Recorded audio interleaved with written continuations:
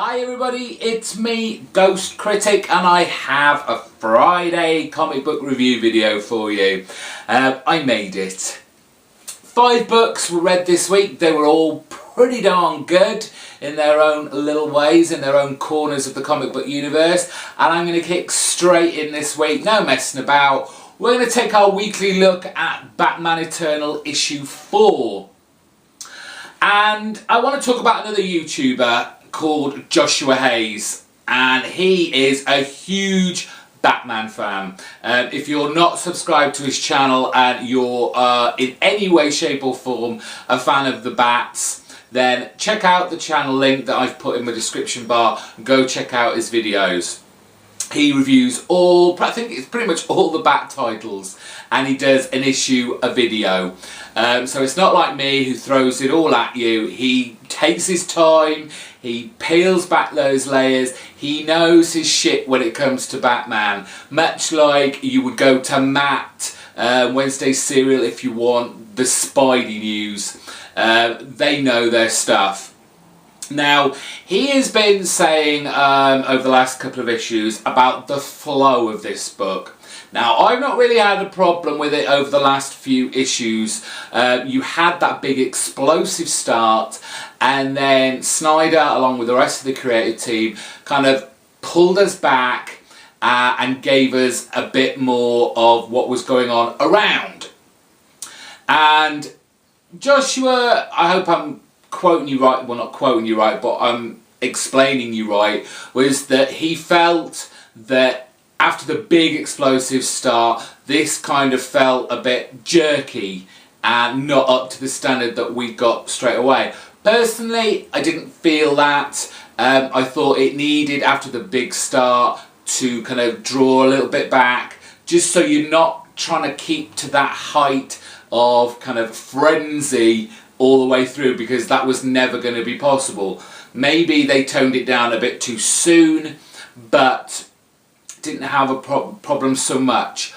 But this issue, as good as it was, and it's still a good high standard, this is the issue that I felt took a bit of a misstep with the flow, as Joshua calls it. It's basically a 4-beat book. And I say a 4-beat in that there are kind of 4 separate storylines going on in this issue. We're kicking off, as you can see on the cover, Batgirl comes into the fray, so to speak, and we have a kind of intricate scene of the court hearing of James Gordon pleading for bail. Barbara Gordon is in the kind of courtroom, and she hears that the bail is turned down and he's going to prison. So as Batgirl, the interspersed scenes, we have her pretty much wailing on Professor Pig's kind of henchman. There seems to be no rhyme or reason to this. I think it's just a kind of venting of frustration. It's not even as if she's trying to get some information out of them. This is purely, I'm going to beat the crap out of you because I'm angry at what's just happened. And it takes almost Batman to come in to say, look, and as he says, compose yourself, Batgirl, after Batgirl's just gave him the 1-2 across the face. And then I think she kind of reins it in a little bit, and she becomes more of the detective and tries to find out who is the true killer, who was at that tubeway station that could have actually, you know, caused all this mayhem, because obviously she knows it's not her father's fault. And this is it.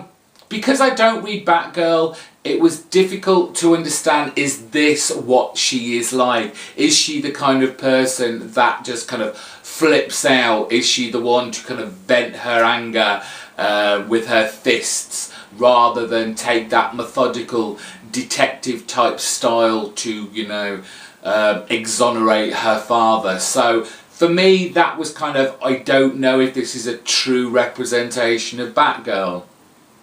We quickly pop back in with Stephanie Brown, our spoiler character, and after finding out Daddy Dearest is like part of this villainous kind of cabal, she's trying to get in touch with her mother to come and help her. Unfortunately, Mommy Dearest isn't that nice of a woman either. This girl has no luck with the parental parenting here. I feel very sorry for this girl. Now, I did say when the big reveal of Falcone coming back to Gotham was revealed an issue or so ago, I wondered if that was too soon. And again, I thought, well, Falcone probably isn't the big overarching villain that is, and Falcone probably is one more pawn in this breakdown of Batman and Gotham that we saw right on the very first page of the very first issue. So it struck me again as odd that Batman would confront Falcone so soon, and he doesn't even really do that much apart from kind of threaten him. It just was kind of a bit of a throwaway moment for me. It was another let's see Batman crashing through a window ceiling, quickly wail on a few henchmen, and then kind of glare at Falcone for a couple of panels. It was kind of a throwaway moment for me. And then finally you have James Gordon's incarceration into Blackgate. How long can this guy survive? Will he survive the night? He's probably put away about 70% of the inmates of Blackgate when he was a cop. It doesn't look good for James Gordon. Again, like I said, I did really enjoy this. There is nothing wrong with this, but it just felt, I don't know why, I think I read this very quickly. I don't know whether that was just me reading it quickly or it was just a quick read, which may be why I felt that this was more of a misstep in the flow of this weekly series than previous ones had. I didn't get a great deal of information out of this issue than I have on previous ones. But hey, that's just me. We move on to Image's 10 Grand issue 9. Straczynski writing and C.P. Smith on art, but we do get a little bit of Ben Temple-Smith in here as well, which pleases me no end. And on first reading this, you may think it's a bit of a padding issue. It's very expositional. What we basically have is how we got to the point we are now. And we get this through this bad guy character. And honestly, for the life of me, I can't remember his name. And I'm not even sure it's even been mentioned in any of the issues. I've just kind of scanned through the last couple of issues where he's been very prominent character. And no one mentions his damn name. But our bad guy, anyway, the guy that killed Joe's love of his life, who Joe apparently shot in the head 2 years ago.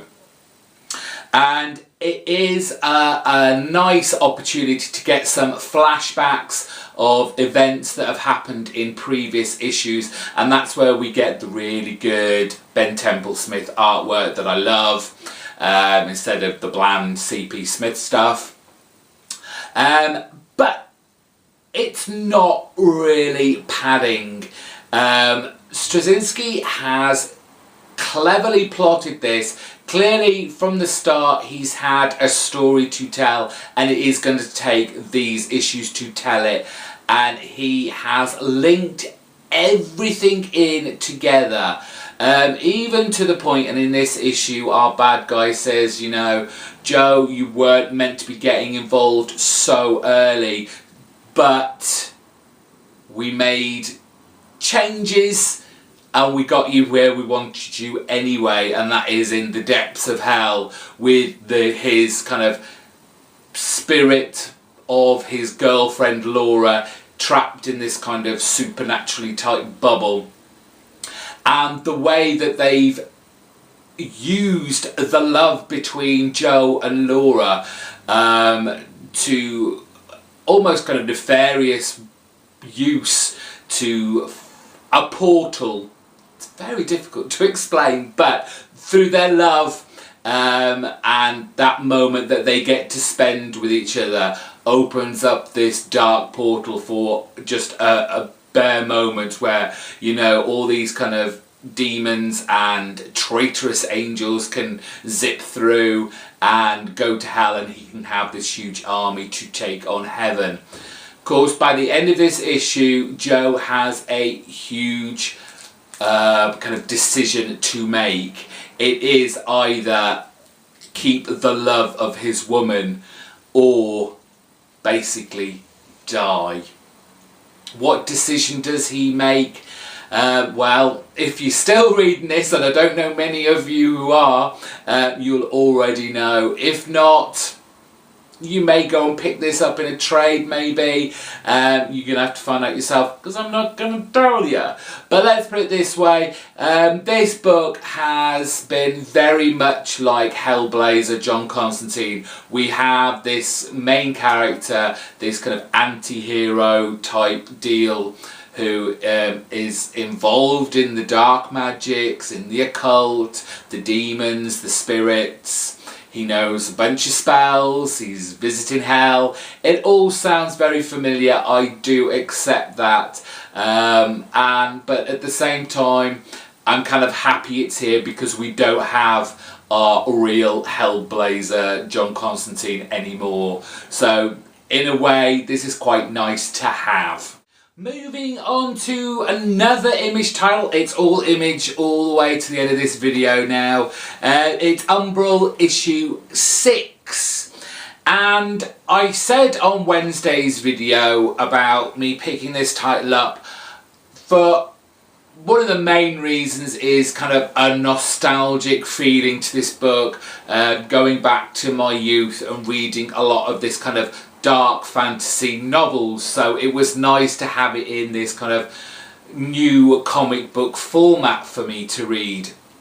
But the price was going to go up in the coming months, and was it going to be worth that extra bit of money for something that, while it is a fine comic book, there's nothing wrong per se about this, it's just not amazing. It's not one of those books that everyone talks about that comes out from Image month after month after month. However, the writer on this, Anthony Johnson, did enough with this issue to warrant me thinking I'm going to wait a little bit longer with this. It's gearing up to be really interesting. What we have, there are points in this where I'm thinking, oh God, I need the story to move on a bit.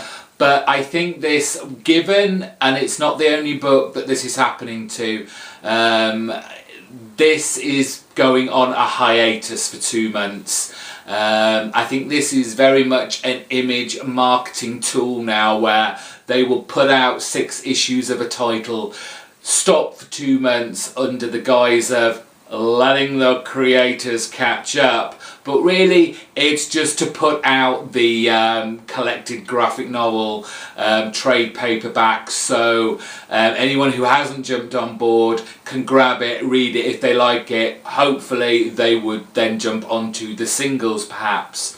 I think I've said this before, I don't like mixing and matching. It's either singles or trades for me. So I don't know how well that works for Image, but that does seem to be the trend that they're going with. So this was kind of a story where it's not necessarily wrapping this kind of, this book 1 that they're calling up. It's more teasing you, tantalising you with things to come. We left off last issue where we have our band of heroes with Rascal and Deloney and Shame and oh, the big woman, I can't remember her name. They're hiding out in a kind of bedroom in a public house, and just down the corridor is the umbral, one of them in the guise of Prince Artir. They get found, so they're on the run again, and this does seem to be a kind of device that's used a lot within this issue, that these guys are always on the run. They never get a chance to stop and kind of gather their thoughts. So they're off again. They're desperately trying to get out of the city, and this is kind of where you know, it's very Lord of the Rings, and to the point it drove it a little bit too close to the bone in comparisons with that book, because we are finding out that there is this kind of mission now to destroy the Oculus, and that's going to get thrown in a big, I don't know, fiery pit. So the comparisons are obvious, but Anthony Johnson throws in enough extra little tidbits, a few surprises, a little bit of intrigue along the way, or what's that about, to make this interesting and make me want to pick up the next issues. Not least this kind of new guise of Deloney, the older magician. We see a very different version of him in one of kind of Rascal's. Are they dreams that she has? Are these dreams? Are these just a different dimension reality while she's inside the umbral? We have this hooded, shadowy figure that is following kind of their escape vehicle out of the city. Is this a bad guy? Is this a good guy? There is something about this book, and a lot of it is to do with the language, the way people talk in this, the way Cheyenne talks. While it takes a little bit to get used to and find the beat of her kind of tone and the way she talks, it just makes it more interesting to read. I don't often talk, and I know you're big fans of the colorists of books, but the colorist on this one, Jordan Boyd, does a really great job kind of invoking this kind of very dark atmosphere, danger around kind of every corner. It's very, very good. So if you want to take a chance, it probably will read better in a trade, just reading it, or the first 6 issues all in one go, to get a full taste of what this title is like. It is probably worth a go. Right, we're on to the last 2 books this week. They just happen to be the best titles out this week. They just happen to be written by the same comic book writer. They just happen to be amazing. It is, of course, Rick Remender writing. Let's start with Deadly Class, issue number 4. And it's Vegas, baby! Yes, our group of misfits are off to Vegas. But why?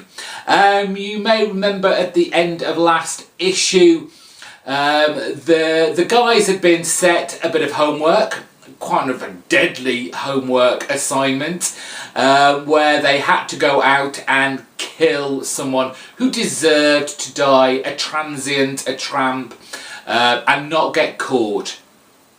It would appear that the big man is not happy with either Marcus or Lewis. He believes that they killed an undeserving person.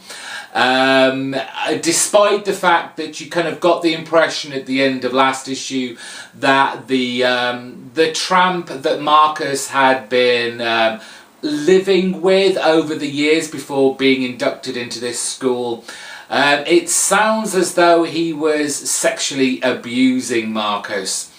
So you would think that would be reason enough, but there is obviously no evidence for that our big man, of the headmaster of this academy school, can use as kind of evidence. Normally this would mean them being thrown out of the school, and when you're at this school, being thrown out just doesn't mean being expelled.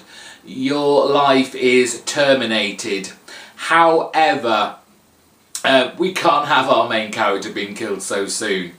Instead, he is put in solitary confinement for a week.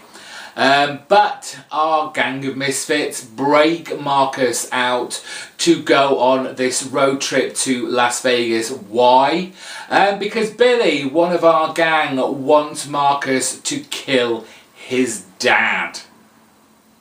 Yes, the news of Marcus's kind of, well, that cutthroat attitude has spread, and they all think he is capable of the job. But before they get to Vegas, they're going to take a little bit of a detour, and that goes via a Grateful Dead concert of all things, and off to pick up a shitload of drugs, really. Remender makes this whole world believable. This is firmly stuck in the late 80s, and you know, the Grateful Dead were huge back then. Drugs, especially the use of stuff like cocaine, acid, all that kind of drug paraphernalia was very big in the late 80s, and this is what Remender shows. This is very much true to the era that it's set in, and it is evoked amazingly by both the artists, or what's the other one called, Craig and Lowbridge. We'll get on to Lowbridge a little bit later. This was, although you know there are some kind of very dangerous and foreboding times to come for our gang, this is still a lot of fun, especially when Marcus takes a little few too many tabs of acid, which he believes are duds, but instead he goes on the most amazing acid trip of his life. And that's where, again, I'm going to talk about a colourist, something I don't normally talk about. It's Lee Lowridge. He takes us on this amazing Technicolor extravaganza of an acid trip for poor Marcus, and he does it so well and kind of evokes what happens when you're actually on an acid trip. The danger behind all this, because it's not all drugs and fun and all the ladies dripping off you, is that one of the boyfriends of the girls in the car is hot on their trail and isn't happy that his girlfriend is paying Marcus maybe a little bit too much attention. And so there he is in his Las Vegas hotel room, off his face, and we have a very dangerous guy outside. Just another great issue of Deadly Class. Just please go out, find these issues. Do not wait for a trade for this, please. Amazing issue. Go pick this up. It's a whole lot of fun. And inevitably we come to our last comic. It may be last, but it's certainly not least in just amazingness. It's another Remender pen title. It is Black Science issue 6.